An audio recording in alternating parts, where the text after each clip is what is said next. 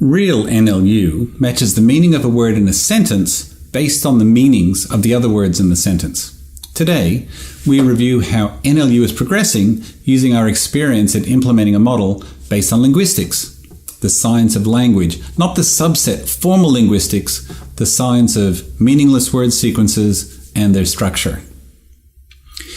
Today, I introduce and demonstrate a working solution to the problem with a dictionary based on meaning without parts of speech, greatly simplifying and automating it.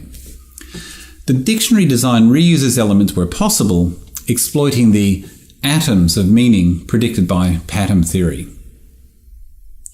I view real NLP as middleware, a discrete system that takes sequences of symbols that NLU understand in context, if meaningful, and then NLG responds with a sequence of symbols. It's not an AI complete problem. Today's companion Medium article covers the goal of our intelligent dictionary, more on pattern theory's applications, and perhaps the most useful feature of NLU, finding meaning in language. I'm often challenged when I talk about meaning. The first question is, what do you mean by meaning? The second is, how do you deal with the combinatorial explosion? Well, last time we covered the combinatorial explosion, there isn't one with NLU. But when we talk about meaning, there's two aspects. The first is the meaning of words. Are they reference, things, or predicates, relations? This is the purpose of a dictionary definition, to define the word. The second is using those word meanings to determine the valid predicates that create a semantic relationship between the predicate and its arguments. They're both needed together, as without the word meaning we wouldn't have the predicate to test, and without the semantic relationship we wouldn't know the validity of the words. We'll try to ease you into the understanding of these meanings each time we publish. The examples today show how the word meaning for run is used in a few sentences and correctly identified by the NLU based on the meanings of the other words in the sentence. One of the key points I wanted to make about where we're going with the dictionary is with this definition change. So what you can see is the before version of the dictionary definition, where you have a verb, adjective, and two different noun forms, which we show there in different sentences, and we convert all of those four different definitions into one definition, which is the predicate. Now, last time we looked at these three examples, the running man, which was an adjective form of running, the running of the man, which is a noun form of running, and the man is running, which is a verb form of running, all of which have the same meaning. And you can see the definitions that we have below. So here's a comparison for how you would recognize the running man. So here's the parser version. We get the input of the running man. We can recognize that the word the is a determiner, running is a noun, so we can match that, and we've now got a noun phrase. It's not the whole phrase, but it's just the first two words. Equally, we can see determiner, adjective, noun. That's another phrase pattern based on parts of speech. And now we've got our second noun phrase. And then we can get determiner, noun, noun, because running, as we've seen, is both a noun, an adjective, and a verb. So now we get our third noun phrase. And it's an unresolvable problem. How do you know which is the correct one? So you've now got these two structures, certainly the last two, adjective, noun versus noun, noun. They're just two separate forms of the same meaning with that duplication. Now, let's have a look at a comparison. So in the case of receiving the same text in the meaning matcher, the word the is an operator and running is a predicate. So we've been able to recognize those two, and what we're going to do is we're going to retain for the next step the fact the operator itself, which now will be able to match effectively the man. So when we match that operator plus the referent, now we've got a new phrase, and we can intersect that with the meaning. So our intelligent dictionary or our automatic dictionary can now say, well, does running and man go together, where running's a predicate and man's a referent? We're able to then say, yes, that's valid. And the logical structure or the semantic representation for that, it's an activity where the man is doing the running, and that extra do man is the thing that shows us that it's an activity and not a state. And in the future, we'll get into that more. Now, in languages, there is ambiguity. The world's ambiguous, and so we just deal with that in context, not necessarily in matching that particular sentence. Now let's just have a look at word-sense disambiguation, and we'll go into the meaning matcher to see how that works. So we've got three different inputs we'll look at. The man runs, in which case run means some sort of activity where you're putting one foot in front of the other reasonably quickly. It's that type of running, versus the water running, which is also a motion, but in this case water can only flow because water doesn't have legs. So we're disambiguating the meaning of run, and no doubt there's overlap between those two definitions, because fundamentally it's about moving from one place to another.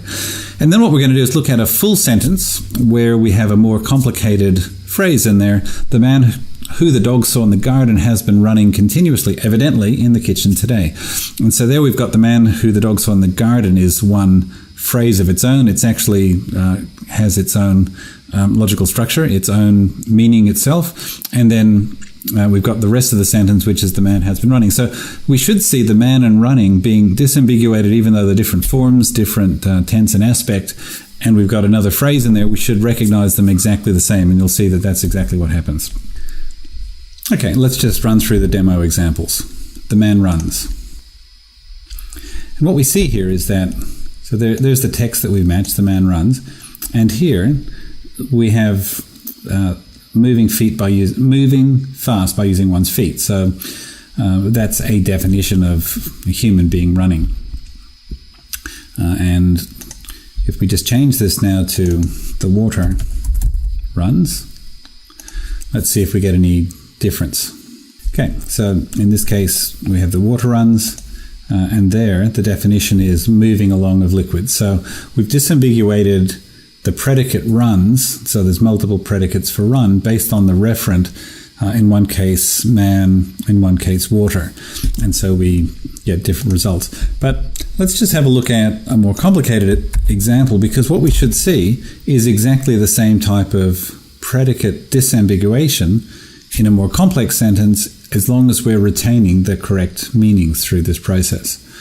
Okay, so the man who the dog saw in the garden has been running continuously, evidently, in the kitchen today. So you can see that text has been received.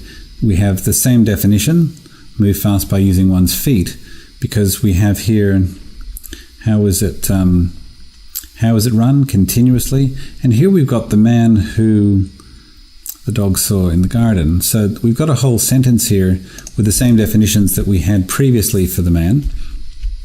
But in this case, the meaning of that phrase, the man the dog saw in the garden, is the man. And if we then look at the additional detail, you can see here, the dog saw the man, we're then retaining the man, and then we have this location in the garden. So we've got that predicate. Where did the dog see the man? It was in the garden. And then as we go back, we get the additional information about the whole sentence. So there's that bunch of information. And then we've got when, today, in the kitchen, and evidently. So this semantic representation is the bundled form of everything else that we saw in that sentence. The important part here is that in the kitchen is the location where all of this activity took place, all of this semantic representation. And it's not a particularly easy thing to read. I find it's easier to read the meaning matcher output below. But it's the type of thing that, as a developer, will be quite useful in the future. So something which other people have mentioned, when you consider a sentence like the cup is shattered, so now we've got this word shattered, which is either an adjective or a verb. How do you know which is which? And the answer is you really don't, but the meanings are overlapping. So when you say the cup is shattered, you can see the semantic representation on the top line there. If you go a couple of lines down, you've got the cup is shattered, which in this case is that passive causative achievement form. So something causes the cup to instantaneously, ingressive, be shattered. And you can see the full sentence, the cup is shattered by the cat, where the cat is the thing that causes the cup to instantaneously be shattered.